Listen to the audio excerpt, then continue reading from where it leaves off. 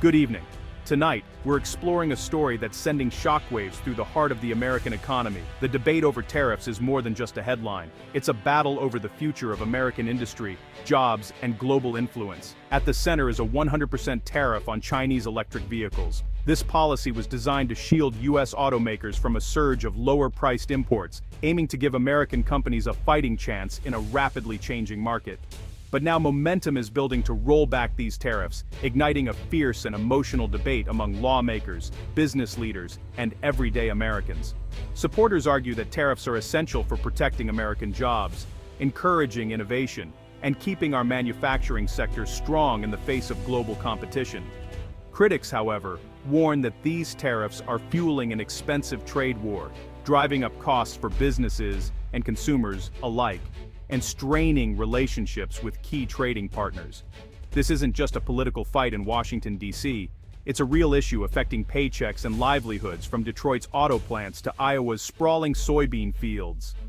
In response, China has retaliated with its own tariffs on American goods, especially agricultural products, escalating the standoff and putting even more pressure on U.S. farmers and exporters. The core conflict is clear.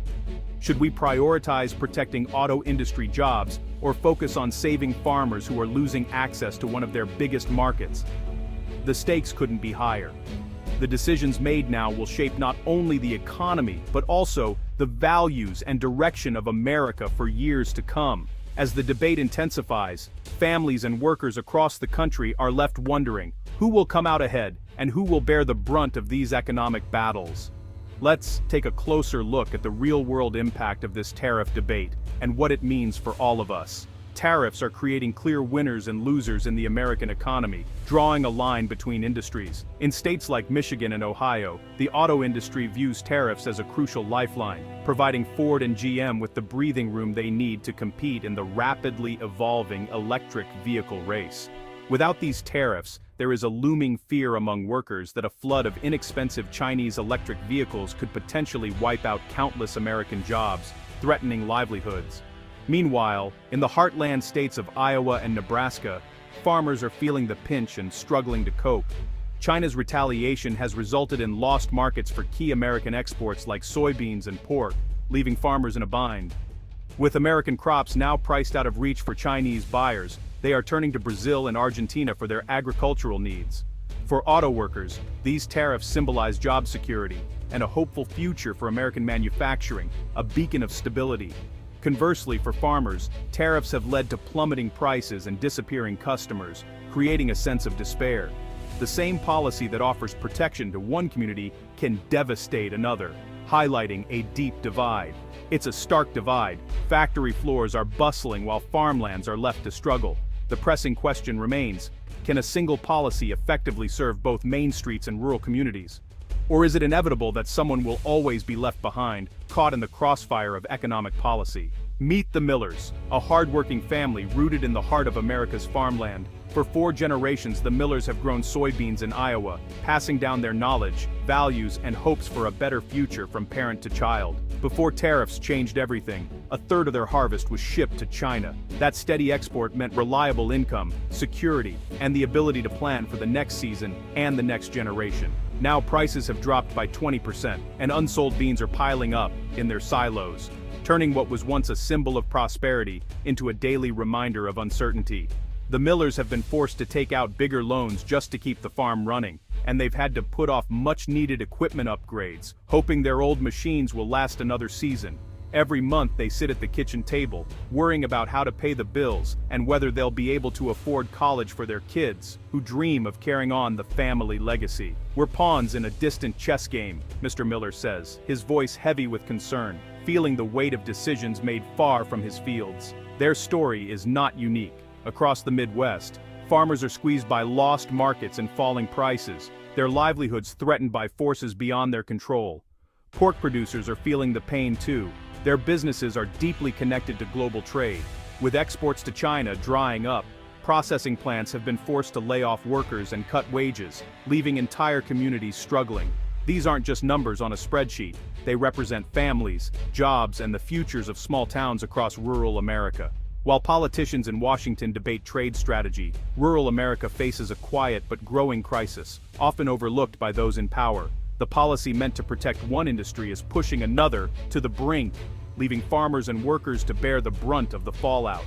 For many families like the Millers, the cost of this trade war is painfully real, touching every aspect of their daily lives. The question remains, how long can they hold on? And what will be left when the dust finally settles? The tariff debate is political dynamite. Donald Trump champions tariffs as a shield for American jobs. His base sees them as strength, not pain. Mark Carney, former Bank of England chief, warns that protectionism backfires, hurting everyone and stifling global trade. Trump's economic nationalism clashes with Carney's call for negotiation and open markets. This isn't just policy. It's a battle over America's economic identity. Supporters say tariffs protect American jobs, especially as the auto industry shifts to electric vehicles. Chinese EVs backed by government subsidies could undercut U.S. automakers and kill thousands of jobs. Unions and companies like Rivian argue tariffs buy time to innovate and compete. For them, removing tariffs would devastate American manufacturing just as it's reinventing itself. It's not just economics, it's national security. The EV market is about batteries, software, and critical minerals. Letting China dominate could give them leverage over America's future. Tariffs, they argue, are a strategic shield for jobs, technology, and independence. The message, protect now, or risk losing the future. For many, that's a risk not worth taking. Tariffs don't just hit cars and crops, they ripple everywhere. American consumers face higher prices and fewer choices for EVs. Supply chains get tangled, raising costs for U.S. companies, even those making American cars. Small tech firms struggle with uncertainty and rising expenses. Allies feel the strain as global trade becomes more fractured.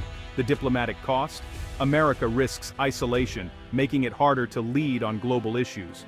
Tariffs meant to project strength can end up weakening America's position. The hidden costs are mounting.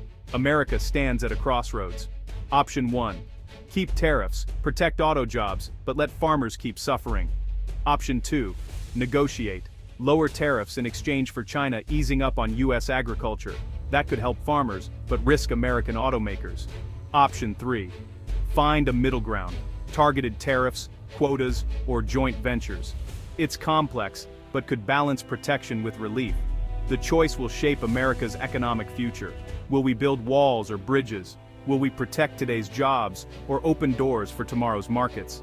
This isn't just about cars or soybeans, it's about America's place in a changing world. The decision made now will echo for generations.